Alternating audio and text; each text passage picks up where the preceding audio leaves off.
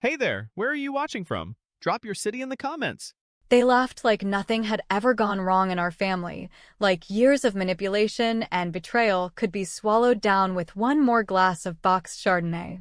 They hugged as if wounds could be covered by well-dressed arms and pastel sleeves, and they toasted to my sister Samantha's new beginning with the kind of desperate cheer that only shows up when people know damn well it's a lie.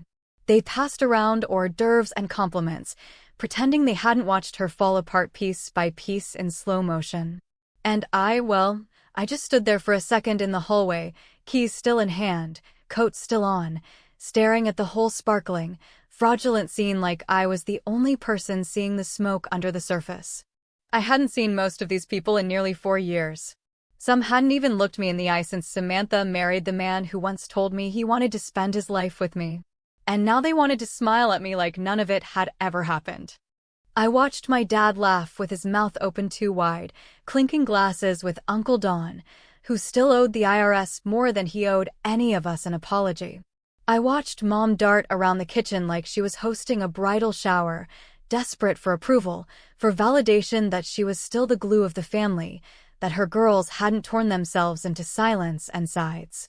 And at the center of it all, like always, stood Samantha. Hair curled, lipstick too red, dress too tight for comfort, but just right for attention. She looked good. She always did. Even when she was tearing things apart, she made it look polished. When she saw me, she blinked, as if her perfectly planned party had been interrupted by a ghost, and for a brief, beautiful second, the smile dropped from her face. It was subtle, probably nobody else noticed, but I did. That half-second of panic in her eyes was worth every awkward moment it took me to walk through the front door. Because Samantha knew exactly why I was there. Or at least she thought she did. The truth is, I hadn't planned on showing up until 3 days ago. I was halfway through packing for a quiet weekend in Vermont when I got the invitation. Handwritten. No text, no call, no digital RSVP. Just an envelope on my doorstep, addressed to Emily, like we were kids again, and she hadn't ripped my heart out in front of our whole family and asked me to smile about it. There wasn't an apology. Just the words, new house, new beginnings. Would love to have you. That's Samantha, she doesn't say sorry. She just expects you to move along and keep up with her narrative, like we're all characters in a show she's directing. I stood in the doorway just a little longer than necessary, forcing the whole room to take me in. Some turned away quickly. Others smiled too hard, eyebrows raised in the fake warmth of people who don't know if they're supposed to hate you or welcome you. And then Dad stepped forward, arms outstretched like we were best friends reunited at a train station after years of separation, and I did the only thing I could stomach. I let him hug me. His scent hadn't changed. Still a mix of aftershave and that old wood smell from the shed behind the house. I used to find comfort in that smell. Now it made my throat tighten. He pulled back, looked me dead in the eyes, and with a soft chuckle said, "Didn't think you'd actually come." And I smiled, small and sharp, the way you do when someone's testing if you still bleed. I wasn't sure either, I said. But I figured someone ought to bring the truth to the party. He blinked. Maybe he didn't catch the edge in my tone, or maybe he chose not to acknowledge it. Either way, I saw the flicker of unease cross his face. Good. Let it sit. Samantha was already heading over, heels clicking across the floor like she owned it, because of course she did, it was her house. The house she bought after her divorce. The house everyone insisted marked a new chapter, even though nobody ever asked who paid the down payment. The house I knew too much about. She wrapped her arms around me like we were the kind of sisters who braid each other's hair and exchange secrets over coffee, not the kind who stop speaking for years and avoid family holidays. Her voice was light, but tight. You look, well, she said. That pause before well was the only honest part of the sentence. So do you, I said, my eyes scanning the room behind her. Looks like the new starts off to a flashy beginning. She took a step back, brushing imaginary lint off her dress, already regaining control. We've all made mistakes, she said, and I wanted to laugh out loud at the simplicity of it. That's what she called it. A mistake. Like sleeping with your sister's boyfriend and gaslighting her until she thought she imagined it could be filed under oops. Sure, I said, voice even. Some bigger than others. Mom swept in then, like a damn Hallmark commercial, her voice syrupy with effort. "Look at my girls together again," she said, looping one arm around each of us. "This is what healing looks like." I didn't respond. I didn't have to. Healing isn't what this was. This was performance. Rehearsed lines. Staged reconciliation. And I wasn't playing along. I took off my coat slowly and hung it on the rack by the door. My purse I kept close. I made sure of it. Inside, tucked between a mint tin and my phone, was a single piece of folded paper. No envelope. No explanation. Just black ink on white paper and a headline that would rip through this family like a buzzsaw if I wanted it to. But I wasn't going to drop it right away. That would have been too easy. Too fast. No, I came here for the slow burn. I came to watch the cracks widen, to see the truth sneak up behind their laughter and tap them on the shoulder. And that's what I did. I walked further into the room, greeted the aunts and uncles who barely remembered which of us was older, nodded at the cousins who had grown into strangers, and smiled at the framed photos on the wall. Samantha's new life, immortalized in filters and perfect lighting. I took a glass of wine. I waited. Because tonight wasn't about forgiveness. It wasn't even about closure. It was about truth and what happens when you finally dare to speak it out loud in a room full of people who built their comfort on pretending it never existed. The moment the lights dimmed slightly and the clink of glasses quieted the room into a hush, I knew exactly what was coming, because in every performance there is a moment that demands a spotlight, a moment where the actor, in this case, my sister Samantha, steps into the center of attention with a trembling voice and rehearsed vulnerability, pretending to bare her soul when all she's really doing is redirecting the narrative, and the irony of it was that every single person in that room looked at her with the same adoration they always had, as though she were some tragic heroine who had been wronged by fate rather than the one wielding the damn knife. She tapped her glass gently with the edge of her ring finger, still wearing a thin gold band even though her marriage had legally dissolved, and raised it just slightly above her shoulder, not too high, not too dramatic. Because Samantha knew how to balance pity with elegance, sorrow with strength, and as she looked out over the sea of relatives and family friends crammed into her over-decorated living room, she smiled with just enough sadness to sell it. "Thank you," she began, her voice catching on the first word like she was holding back tears, and already I could see my mother dabbing at her eyes with the edge of a linen napkin, like a damn stagehand applauding the lead's monologue before she even hit the climax. "I can't tell you how much it means to have all of you here tonight," Samantha said, her words coated in syrup and sadness, carefully measured, not too emotional to be unstable, but just cracked enough to feel authentic. "These past few years, they've been hard. I lost a lot. My marriage ended, my home disappeared overnight, and for a while, I didn't know if I was ever going to find myself again." That was when I felt the first twitch in my jaw, a subtle tightening that I tried to suppress, because the part she skipped, of course she skipped it, was the part where she helped orchestrate the implosion of my life first. The part where she slipped into bed with the man who used to trace the curve of my back with his fingers and tell me he couldn't imagine a future without me. The part where I became the family problem simply because I refused to swallow the story she had written for me. "But I've come through it," she continued, and the applause came softly, prematurely, a few loyalists clapping before she even finished her sentence, because that's what happens when people decide who the victim is before they know the whole story. "I've come through it stronger, and I'm starting over, not just with this beautiful house, but with a new version of myself, one that isn't afraid to admit her mistakes and still move forward." Mistakes. Always that word. So damn convenient. Like adultery was forgetting to pick up milk at the grocery store. Like identity theft, yes, let's not forget that little part, could be wrapped up with a bow-labeled youthful error. I glanced around the room as people raised their glasses to her, their faces painted with admiration, their mouths curled into supportive smiles, and for a split second, I felt the isolation press against my chest like a stone. Because it wasn't just about her anymore. It was about how easily they had all erased me, how quickly they had edited my pain out of the story so that Samantha could be the broken but brave daughter worth rooting for. I didn't raise my glass. I took a sip instead, slow and deliberate, letting the cheap wine coat my tongue with its bitterness, matching the taste in the back of my throat. It was in that moment I realized how far I had come from the girl who used to beg for their understanding, who used to cry in bathrooms during family dinners because someone had made a joke at her expense and no one had noticed, or worse, they had noticed and laughed anyway. And then, as if the night needed one final twist of the knife, my father stood up, clearing his throat, eyes watery with what I could only hope was shame but suspected was pride. "To Samantha," he said, voice deep and steady, the kind of tone he only used when he wanted to mark a moment as significant. "We've watched you rise through darkness, and we couldn't be prouder of the woman you've become. You've taught us all what resilience looks like."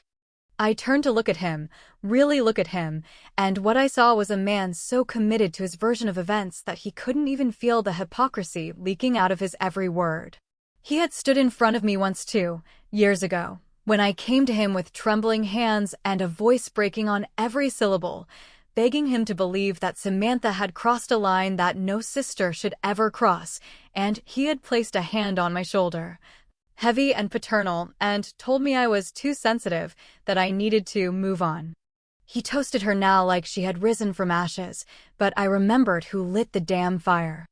I watched Samantha drink, her eyes meeting mine over the rim of her glass, and for a brief second, something flickered there, not guilt, no, never guilt, but something closer to calculation, as if she was trying to measure how much I still knew, how much I might still be capable of. And here's the part where I tell you something that'll probably hit close to home for some of you watching or listening. Have you ever been gaslit by your own family? Have you ever been told that what you saw, what you heard, what you knew in your bones to be true, was a figment of your imagination? Have you ever stood in a room full of people who told you they loved you while simultaneously erasing your pain like it was inconvenient background noise? Because that's where I was. And let me tell you something, it's not the betrayal that breaks you. It's the silence that follows, the performance of unity that leaves you sitting in the middle of a celebration that feels like a funeral no one's admitting happened. I reached into my purse as the laughter resumed, as the music swelled back into the room and people started piling their plates with Samantha's catered redemption story. I didn't pull the paper out. Not yet. I just brushed my fingers against its folded edge, felt the weight of what it could do. It wasn't time. Not yet. But soon. Because the thing about truth is that it doesn't need applause. It doesn't need a toast. It just needs a moment. And when that moment comes, it doesn't knock, it breaks the door down. The room buzzed with the kind of forced excitement that always follows an emotional toast. The kind that people lean into because it's easier to pretend everything is healed than to admit the wounds are still open and festering beneath polite conversation and congratulatory hugs. Someone turned up the music just slightly, enough to cover the awkwardness left in the wake of Samantha's speech, and people began drifting toward the kitchen where a charcuterie board the size of a toddler's mattress waited to be picked clean by well-dressed liars and aging aunts with passive-aggressive smiles. Laughter returned, a little too quickly, as if the room had collectively decided to drown out anything that didn't fit the narrative, and I watched from the edge of it all, perched near a bookshelf filled with fake plants, self-help books, and curated artifacts meant to make Samantha look like she had both taste and a soul. She caught me looking and gave me a smile, small, tight, the kind of smile you give to a dog you're not sure will bite, and then turned away, her eyes already scanning for someone easier to manipulate, someone still willing to believe in her performance. I could see the effort behind every one of her movements, the way she tilted her chin just enough to elongate her neck in pictures, the way she laughed at half-funny jokes just a little louder than necessary, always centering herself without appearing obvious. She'd built her entire life on being palatable, and she'd learned to weaponize vulnerability so well that even her own destruction had become a PR opportunity. A voice cut through the music, loud and clear, announcing a game, something to lighten the mood, as if the mood wasn't already slathered in fake joy and unspoken tension. Someone suggested 2 truths and a lie, and there it was, the perfect irony, served up like fate had a sense of humor after all. The group cheered in agreement, eager to participate in a game where deception was expected, even rewarded, and I watched them all gather like moths circling a flame that had long since burned anything worth saving. I stayed seated, swirling the last of my wine in the glass, letting the clinking and laughter wash over me like static. Samantha volunteered to go first, of course she did, and the room leaned in as if the revelation of some quirky habit or embarrassing story from college was going to bond them further into this little cult of denial. "Okay," she said, voice playful now, eyes sparkling with that rehearsed charisma that made people forget what she'd done. "Let's see. I once got stuck in an elevator for 3 hours, I hate cilantro, and I've never cheated on anyone." The room laughed. Some people groaned, others threw out guesses, and I didn't move, didn't blink, just stared at her with a calm so sharp it could cut glass. She looked at me, just for a second, and I saw it, the flicker. The moment she knew that I still remembered everything she hoped had been buried under the weight of time and convenience. She laughed along with everyone else, and when someone guessed the elevator was the lie, she nodded and moved on like nothing had happened, like that third statement hadn't sucked the oxygen from the room for anyone who actually knew her. I excused myself, pretending I needed air, though I wasn't going outside, not yet. I made my way down the hallway and stepped into her home office, closing the door gently behind me, not because I was sneaking around, but because I didn't want an audience for what came next. Her desk was pristine, like everything she owned, arranged just so, every pen aligned, every framed photo tilted perfectly. I wasn't here to find anything, I'd already found what I needed months ago, but I wanted to feel the space where she orchestrated her lies. The little sanctuary of curated professionalism where she probably rehearsed her victim monologues and crafted emails meant to manipulate sympathy from old friends and new lovers. I sat in the leather chair, let it creak under me, and pulled the paper from my purse, the same one I'd touched earlier, the one she didn't know existed. It was just one page, printed from an email thread she never thought I'd see, sent years ago between her, my ex-boyfriend, and, most damningly, our father. It was a spreadsheet, financial in nature, with a series of wire transfers that painted a very different picture of her divorce than the one she sold to everyone in that living room. It wasn't just cheating, not just moral failure, it was criminal, and what made it worse, what twisted the knife deeper, was that they had used my name, my social security number, to move some of the money through an old LLC I'd forgotten even existed. They'd stolen from me, implicated me, and left me holding the bag when things started to fall apart. I remembered now the strange notice I received from the IRS 2 years ago, the late-night phone call from a blocked number I had ignored, the mysterious overdraft from a business account I hadn't touched in 5 years. At the time, I had written it off as banking error or identity theft from some stranger halfway across the world, but the truth had been so much closer to home it made my skin crawl. They had done it to protect Samantha's lifestyle when the marriage began to unravel and the money started to vanish. And my father, our father, had signed off on it, not because he hated me, but because he believed, as he always had, that Samantha was worth protecting. I looked at the paper, studied every line, and felt something inside me go cold, not anger, not even betrayal anymore, but a kind of steel resolve that no longer needed to scream or cry to be heard. I folded it back up, slid it into my purse, and stood slowly, glancing once more around the room that held the curated lie of her new beginning. When I returned to the living room, no one had noticed I was gone. They were still playing the game, still laughing, still living inside the fantasy where Samantha was the wronged woman and I was the distant, bitter sister who'd never quite gotten over her own issues. I moved through the crowd like smoke, silent and unnoticed, and took another glass of wine from the kitchen counter. I didn't plan to confront her just yet. That would come later. The truth, like any weapon, needed to be timed.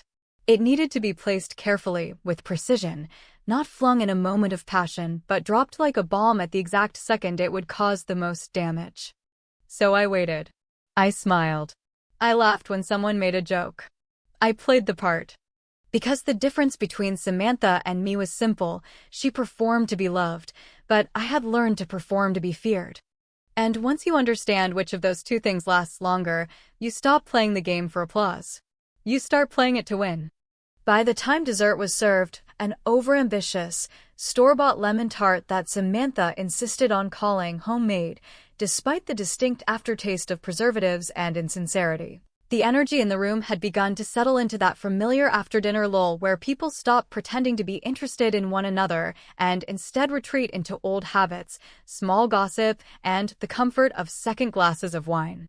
The earlier buzz of champagne toasts and staged vulnerability had softened into something more manageable, more forgettable, and if it weren't for the hum of cheap jazz from the Bluetooth speaker tucked beneath the bookshelf and the clink of cutlery against ceramic, one could almost mistake the atmosphere for peace. But I knew better. Peace isn't the absence of sound. It's the absence of lies. And this room had been built on nothing but lies. I sat across from my father at the dining table, angled just enough to make it look casual, just enough to keep from drawing attention, and as he reached for another sliver of tart, he'd always had a soft spot for anything citrus. I let my fingers slip into my purse. I didn't rush. I didn't hesitate. I simply pulled the folded piece of paper from its slot and placed it on the tablecloth beside his plate with the same kind of grace one might use to offer a guest a napkin or pass the salt. There was no drama in the movement, no sound to it at all, and yet the weight of that page, even folded and unspoken, shifted the gravity in the room in a way nothing else could have. He glanced at it, curious at first, perhaps thinking it was a note or a receipt or one of the dozens of meaningless things we hand each other during family gatherings to keep the illusion of connection alive.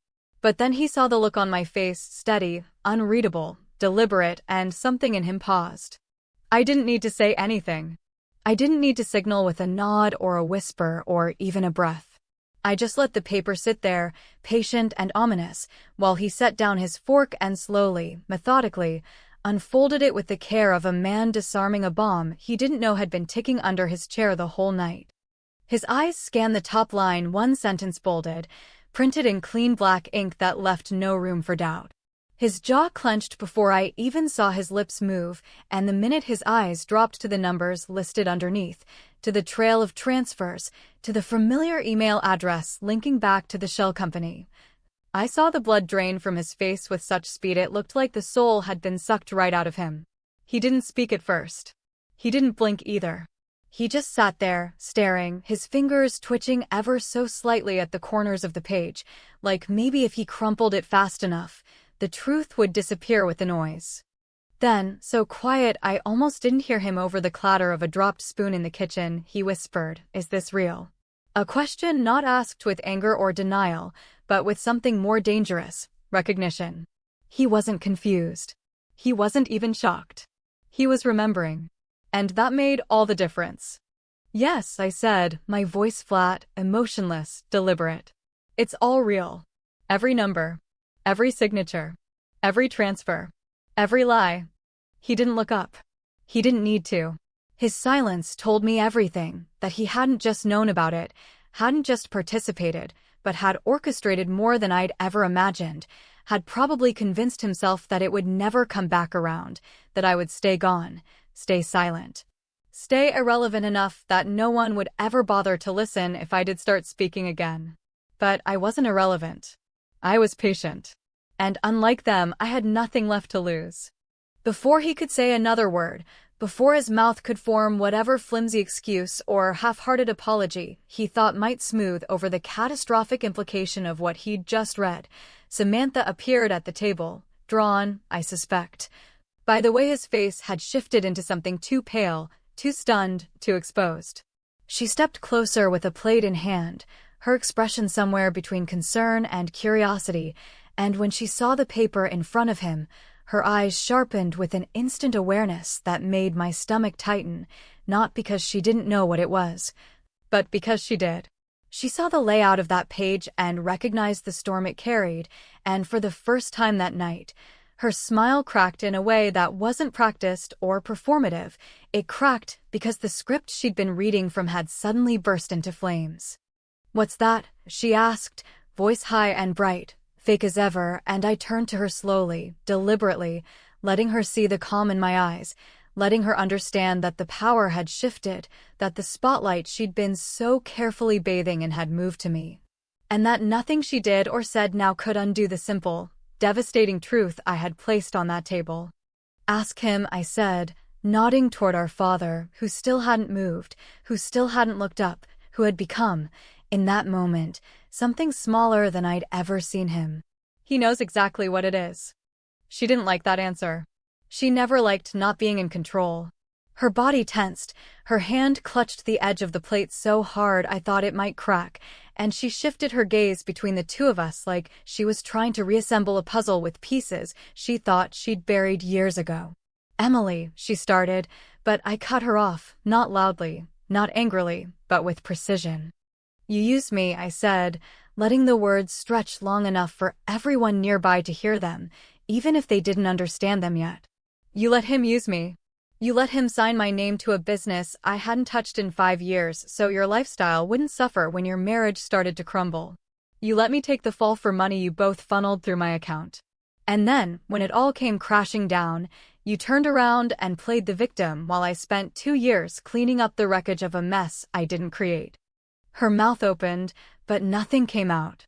Not right away. Because you can rehearse a lie 1,000 times, but the truth always knows how to interrupt.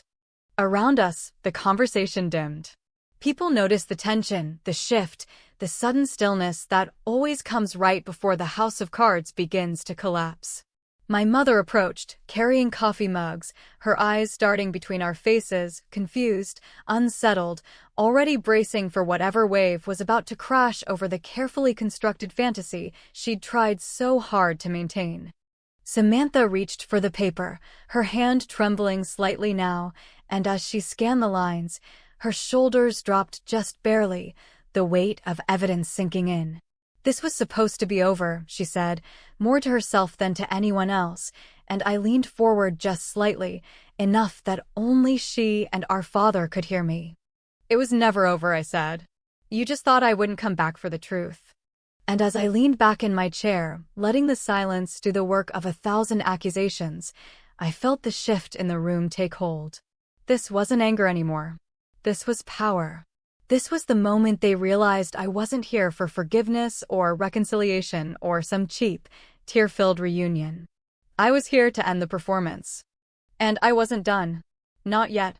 For a moment, maybe a second, maybe a breath, maybe something immeasurable that sits between time and consequence, the room held its collective inhale like the air itself was waiting to see who would be the first to speak. Who would dare break the tension that had descended over the dining table like a shroud woven from guilt, betrayal, and the terrifying realization that the comfortable lie they had all chosen to live inside was unraveling strand by strand right in front of them. My father, still clutching the folded paper like it might change its contents if he stared at it long enough, looked up finally, his eyes no longer blank or surprised, but weighted with something far more honest, acknowledgement, maybe even shame. Although with him it was always difficult to distinguish between guilt and the fear of being exposed.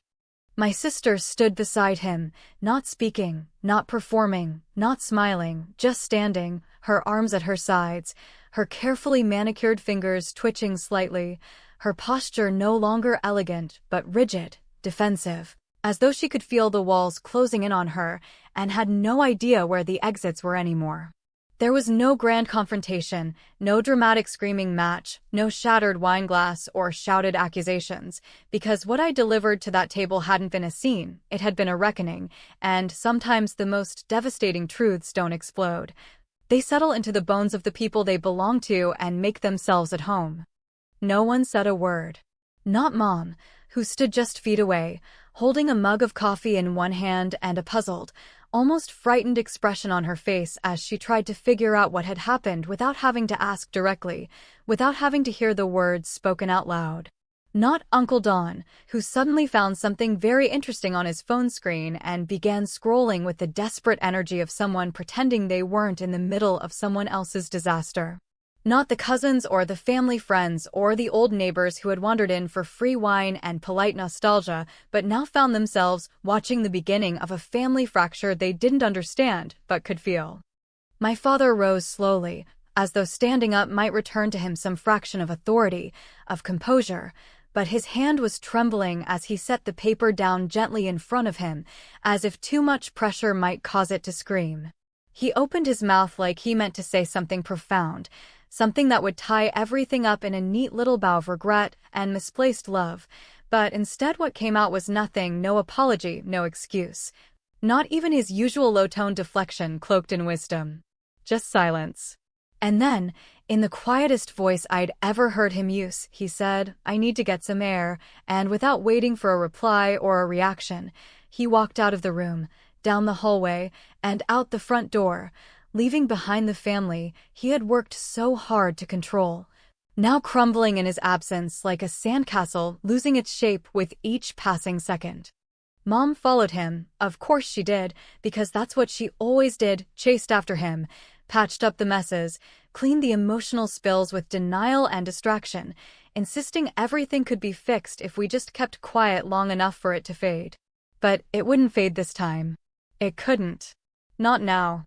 Samantha reached for the paper again, reading it like if she just read it one more time, it would turn out to be something else, some cruel misunderstanding or trick or joke gone too far. Her mouth moved silently as she read, her lips forming the names, the account numbers, the dates, the transfers, all of it undeniable and clear, and I saw something flicker across her face that might have been panic or might have been something worse, realization. Because Samantha had always believed, truly believed, that she could outrun consequences, that charm and victimhood and just enough sadness would always buy her time, sympathy, and eventually forgiveness. But not this time. Not from me.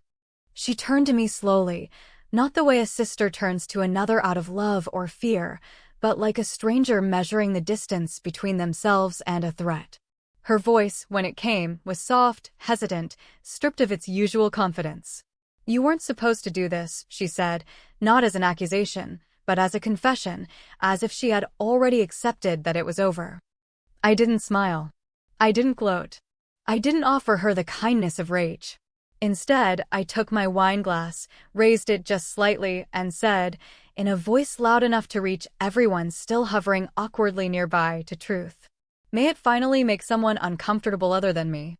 She flinched, almost imperceptibly, and for the first time in years, I felt the space between us change, not in the way sisters change through time or distance, but in the way people change when one of them finally refuses to carry the weight of someone else's comfort. I didn't feel vindicated. I didn't feel victorious. I felt free, and freedom, I've learned, doesn't always feel like soaring. Sometimes it feels like cutting the rope you've been hanging from and watching the world gasp as you land on your own 2 feet. People began to leave quietly, sensing that the evening had ended, that the show was over, that whatever this gathering was supposed to be, a celebration, a reconciliation, a fresh start, had curdled into something else entirely. Samantha didn't follow them.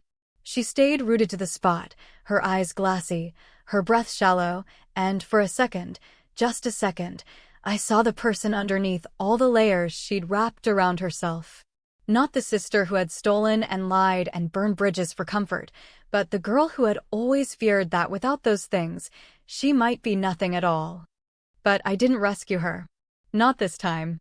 I let the silence hang there between us, loud and unforgiving, and I walked past her, through the hallway, past the front door still swinging slightly from Dad's exit, and out into the night, where the air was colder than I expected and smelled faintly of lilac and something burnt. I stood at the edge of the driveway, staring out at the quiet street, the way the streetlights flickered against the dark, and for the first time in a very long time, I didn't feel like I had to look over my shoulder. Didn't feel like I had to explain myself or soften the edges of my truth for anyone else's comfort. I didn't come here to destroy Samantha. I didn't come here to destroy my father. I didn't even come here to make them pay. I came here to be heard, finally, undeniably, without filters or family spin. And I did that. As I walked toward my car, keys already in hand, I could still hear the faint hum of music from inside the house, like the party hadn't quite died yet, like someone in there still believed things could go back to the way they were. But they couldn't. Not now. Not ever. I didn't look back. Because I didn't need to. I didn't come here to burn the house down. I just brought a mirror and set it on fire.